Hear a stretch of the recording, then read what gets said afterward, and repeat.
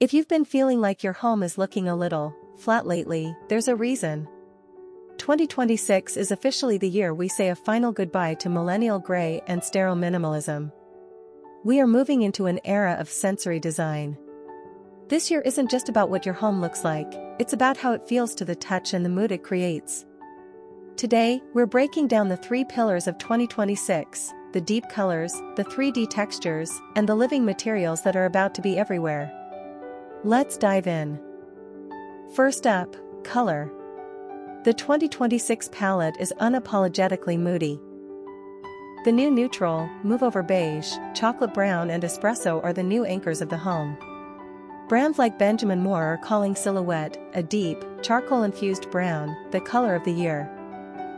The tones, watch for midnight teal and rich burgundy. These aren't just accent colors anymore. We're seeing a huge rise in color drenching, where you paint the walls, the trim, and even the ceiling in one single, immersive hue. The twist: if you love light colors, look for warm eucalyptus and glacier blue. It's a softer, more restorative vibe that feels like a spa rather than a hospital. Next, let's talk texture. In 2026, if a wall is flat, it's unfinished. Tactile walls: we are seeing a massive shift toward lime wash, plaster, and micro-cement. These finishes catch the light and give your room a soul that flat paint just can't match. Fluted everything, from kitchen islands to sideboards, grooved and chiseled textures are the gold standard. Fat furniture: sharp angles are out.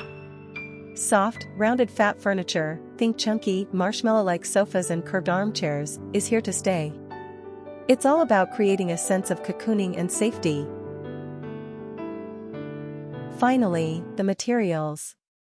The 2026 home is an investment in longevity. Mixed woods: don't worry about matching your oak floors to your walnut cabinets. Mixing wood tones is a major trend, making spaces feel collected over time rather than bought from a showroom. Expressive marble: we're moving away from plain white marble. 2026 is all about bold, heavily veined slabs in greens, purples, and deep ambers. Future organic: keep an eye out for recycled cork and bio-based materials. Sustainability is no longer a niche choice, it's a luxury standard.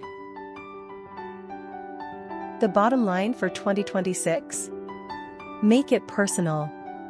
Whether you're drenching a room in deep burgundy or just adding a textured plaster lamp, the goal is a home that feels like you. Which of these trends are you most excited to try? Or are you sticking with your neutrals? Let me know in the comments below. Don't forget to hit like and subscribe for more design forecasts. See you in the next one.